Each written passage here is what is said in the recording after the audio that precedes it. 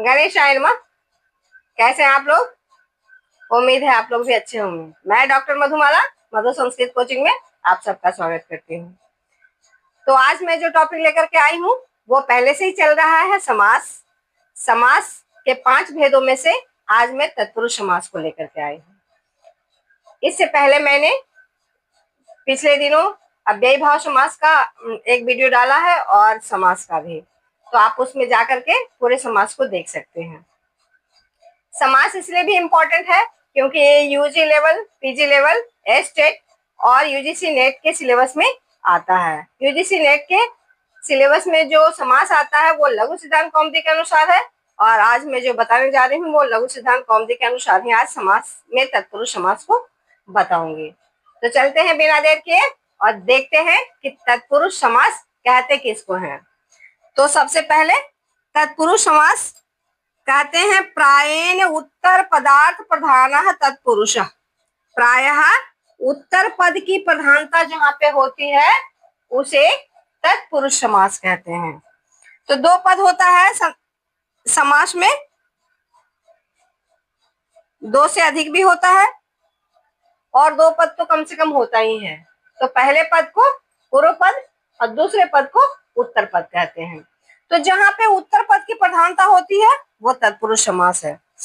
और तत्पुरुष समास के और कई भेद दिए गए हैं, जैसे द्वितीय तत्पुरुष, तृतीय तत्पुरुष, चतुर्थी तत्पुरुष, पंचमी तत्पुरुष, षष्ठी तत्पुरुष और सप्तमी तत्पुरुष। इसके अलावा भी तत्पुरुष के भेद हैं कर्मधारय, और कर्मधारय का भेद है द्विगु, लघु सिद्धांत कौमुदी के अनुसार। और अगर आप इससे नीचे लेवल के जाएंगे मैट्रिक लेवल में तो ये अलग अलग भेद बताए गए हैं, लेकिन दरअसल ये तत्पुरुष का ही भेद है। तो देखते हैं उत्तर पद की प्रधानता कैसे होती है। उदाहरण को देखते हैं।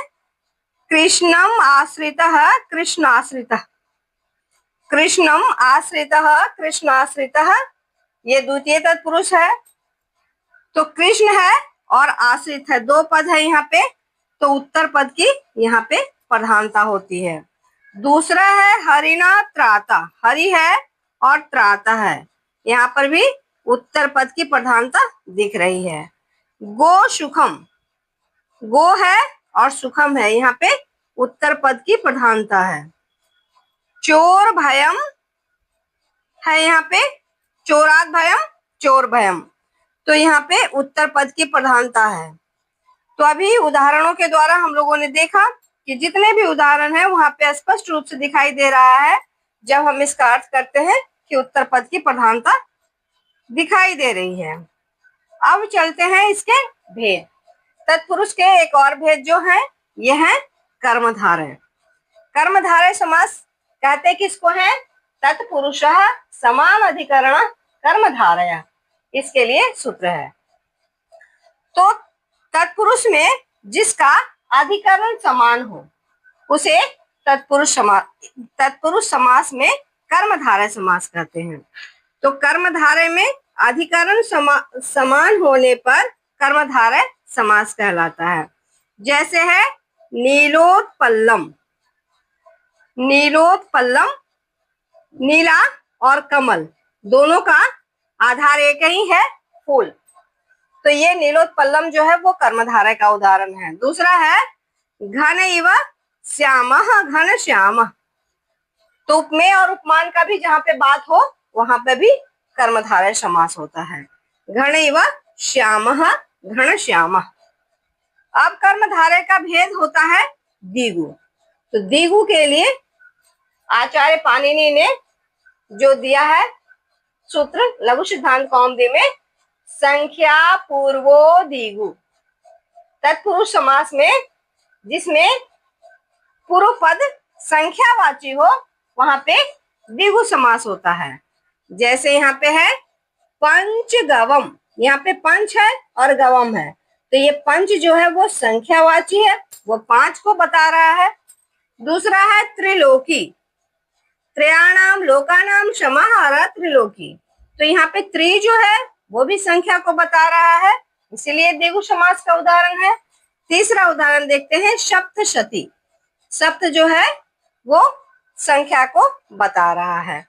तो अभी हम लोगों ने देखा कि जो संख्यावाची रहता है वो द्विगु है, और जिसमें अधिकरण समान होता है वो कर्मधारय है, और तत्पुरुष समास का ये दोनों भेद हैं।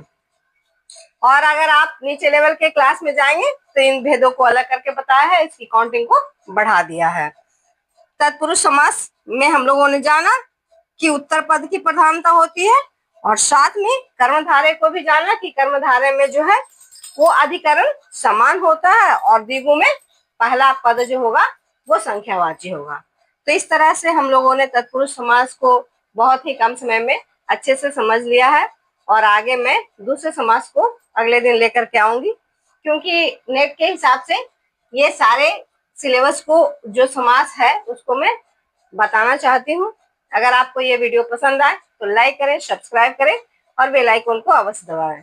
ऐसे ही ज्ञानवर्धक वीडियो के लिए बने रहें। वीडियो में आखिर तक बने रहने के लिए धन्यवाद।